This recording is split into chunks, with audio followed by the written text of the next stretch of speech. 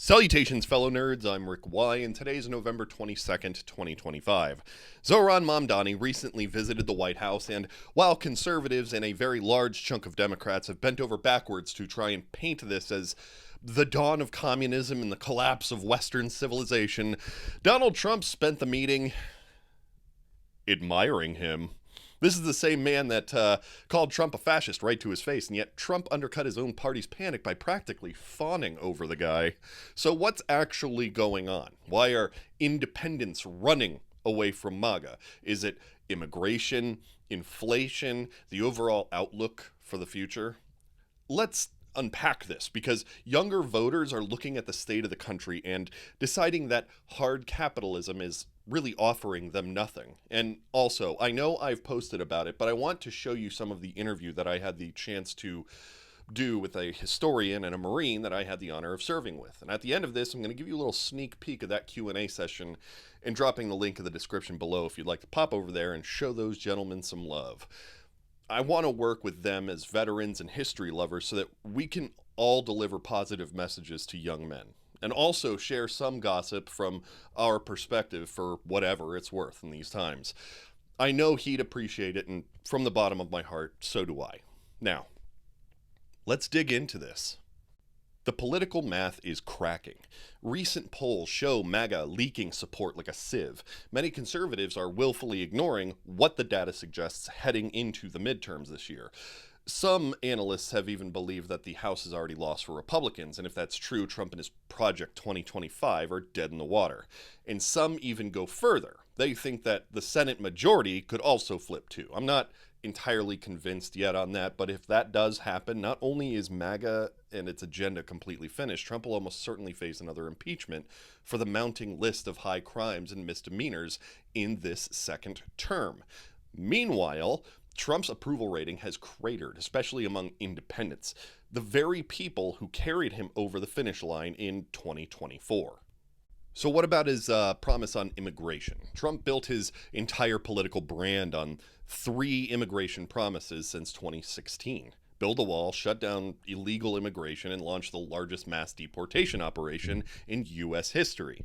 He also floated ending birthright citizenship and reviving zero-tolerance immigration enforcement. But here's what it actually looks like. ICE currently operates with more power, more money, and fewer limitations. Expedited removal now allows the government to deport people without even giving them a hearing before a judge. That may look efficient on paper, but it strips away due process, meaning asylum seekers and even legal visa holders can be swept up in mistakes. Schools, churches, and hospitals aren't guaranteed safe zones anymore. And yes, while I will acknowledge that border crossings are down, unauthorized crossings did hit a multi-decade low, which is a great headline. But numbers alone don't tell the story. Fewer crossings might actually also mean that migrants pushed up into more dangerous routes, asylum rights are being dismantled, families are stranded in unsafe countries, or innocent people are losing their chance to make a legal case to be here. So sure, the numbers might be down, but how we got those numbers actually matters. Shrinking the problem on paper isn't actually fixing the problem itself. Inflation, meanwhile, is basically right back where it was in January when Trump took office. Even though we were told inflation was cooling, the headline number has crept right back up again. For real people, what this means is that groceries are still expensive, rent and utilities have not improved, home ownership is a pipe dream for most millennials and Gen Z, families still feel economically squeezed. This is the exact problem that Biden had, and the same one people voted against Democrats over. The economy may have looked better statistically, but families were not feeling it. And now we are right back to where we started when Trump took office, minus the pandemic excuse. And the hopelessness of future prospects is palpable. This administration is trying to normalize 50-year mortgages and 7-year car loans when the average age of buying your first home is around 40. My generation and Gen Z after us work 3 times as hard as our parents for less, and we're told that we're going to work until we die. When we drop our kids off at school, that might be the last time we see them. The degree that we sacrifice for isn't going to be worth the paper it's printed on after interest. AI is going to replace most of what we do anyway. Wealth is only accessible to people born into it, and that climate change mitigation is just a luxury that no one in power really wants to fund. And then people wonder why younger voters are open to things like socialism. Capitalism has shown us that our role is to be exploited by people who inherited their positions and call themselves superior. And the funniest part about it is that those same people warn us that socialism will prevent us from ever owning property, while the average age of that first-time home owner is going to be drifting towards 90 once everything is said and done. Republicans also keep floating the idea of raising the Social Security age, and if I didn't know any better, I'd say that American capitalism is doing an incredible job behaving like the very system that it claims to hate. You want to talk about male loneliness epidemics? No wonder. What are we supposed to live for? What future are we supposed to imagine? And here's that grimy little open secret that no one ever really wants to talk about. The credit system that actually rules our lives today was created right as our generation was being born. In the 1980s, the U.S. shifted to the modern system, the three major credit bureaus and the FICO credit score. That instantly turned credit into the main gatekeeper for any wealth. Your credit score actively determines whether you can buy a home, whether you qualify for a loan, or your ability to start your own business, your rental options, or even your insurance rates. It was built on a fallacious system where those who make the least pay the most. People who already had wealth in the 80s got the best scores and the cheapest loans. People who didn't, often poorer families and historically excluded communities, got worse scores and higher interest rates or outright denials. Over the next 40 years, those differences compounded. High credit households built wealth. Low credit households built debt. That tilted playing field is one of the core drivers of inequality that our generation has inherited that no other has had to experience. And while everyone is trying to scramble to figure out what Mamdani's win means, what it means is that he handily and organically won one of the most diverse, densely populated areas of the country. If there's one clear conclusion, it's that people are frustrated with both parties failing to meet the expectations of a first world nation. They're willing to try something new, anything new, even the things that their parents and grandparents told them to fear. You cannot scare new voters with Cold War rhetoric anymore. They're drowning in the richest country on earth. Telling people who will never own property to avoid socialism because they will never own property is a threat with no teeth. Even if they laugh at the rhetoric, they still see progressive and socialist ideas as more beneficial to their actual lives. You can scream in the comments all day about why young people are wrong, or you can put that energy into reforming capitalism so that it actually works for everyone, not just the heirs of the system.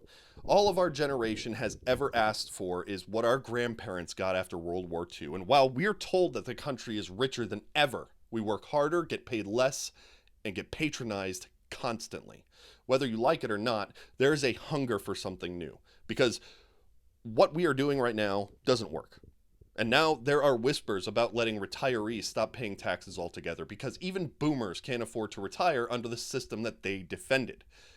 So I'm about to say something that might make a few people give me a double take, but it's true, and we need to be adults about it. There are very real parallels between the Groypers and certain far-left movements, not in morality, not in beliefs, but in why they exist. Both groups feel completely screwed over by an establishment built in a different era, an establishment that refuses to loosen its grip on power. They're angry, and for good reason. The difference, of course, the massive and completely disqualifying difference, is the hateful, bigoted, white supremacist rhetoric that Nick Fuentes espouses. That poison is his entire brand, but if you strip away the bigotry and just look at the frustrations, you can see how people gravitate towards someone who says he's anti-Zionist, anti-war, anti-establishment, and ready to tear the whole thing down. That message resonates across the spectrum, even when the messenger is rotten to the core. So here's the part that I want people to understand, objectively. The only thing separating Fuentes and his followers from the far left isn't the anger, it's the hate. And when his followers eventually realize that they're being manipulated through resentment and fear, when they see that the alternative that actually offers hope instead of rage, the political ground in this country is going to shift fast. And on that day, The day when two sides of the spectrum suddenly recognize the same enemy, that'll be the worst day the American oligarchy has ever seen. And honestly, it'll be a reckoning for a lot of us. One that we've needed to talk about for years. And Nick Fuentes himself may never change, but his followers, once they see something real to believe in, I don't see anyone prying that bone out of their jaws. It's not that MAGA's frustration is unique. It's that they've been aiming their anger at the wrong people. And based on the palace intrigue and poll numbers that we're seeing lately, that realization might be coming sooner rather than anyone expected. At least we can hope so. So remind your neighbors that we've got more in common than we've been told. Anyway, thanks for checking out the content and telling me what you think down below. And as promised, here's a clip from my interview with Kevin from the Goats and Cookies YouTube channel, and y'all come back now. You hear? As a leftist, and I myself am a leftist, do you feel like we need to reclaim the language of patriotism, or should we just reject it as irredeemable and start over? Do you feel like we need to be like, hey, we are the actual patriots? Me as a constitutionalist, you can call me a socialist, you can call me whatever the hell, you can call me an asshole, but the root of it is I am a constitutionalist. I took that oath back in 2001 and I've never forgotten it. I've never betrayed it. I love the Constitution with all my Pardon heart. me. But do you feel like we should just give up on the whole patriotism trope and just create something new altogether, or should we like really No, dog. embrace what was? And this is where I firmly stand. Like I said, I am a leftist because of my patriotism, not the other way around. And the reason why I say that is because a bunch of white guys dressing up as Native Americans and dumping tea into a harbor would be the furry convention full of blue-haired liberals Yeah. of our day, right? The people who created this country did not come from a bunch of people who were like, well, shit, I really like this government. I think we're just going to stick to it. Yeah, Right? It absolutely. was the people who were like, no, I'm done with this. I'm over it. I've had enough. Concord and Lexington was not some, I don't know, book fair, right? Like it was actually, those were leftists. If you look at the Civil War, right? Republicans were the leftists, right? That they were the more progressive party back then. Things We have done flip freed the flopped. slaves. That's what they I say in verse. know, God darn it, but that's what I'm saying. Like that's being progressive is being a patriot to me, in my eyes. Yeah, Right? absolutely. Sticking up for the marginalized, the people who are escaping the oppressor, that is patriotic as fuck. And Okay, that's the thing so is like I don't understand that like that masculinity bullshit where people are just like super hyper violent and just angry all I don't get it, dude. I don't yeah, get it because actual strong men put the weak behind them and say, step through me, bro. I don't need to say anything else. And that's what absolutely. leftism is. It's standing up for the marginalized no matter what happens. So we It's being definitely need empathetic. to embrace that identity rather than creating Goddamn a new right. one. Yeah, yeah, I'm with you there. Goddamn A right. 100%.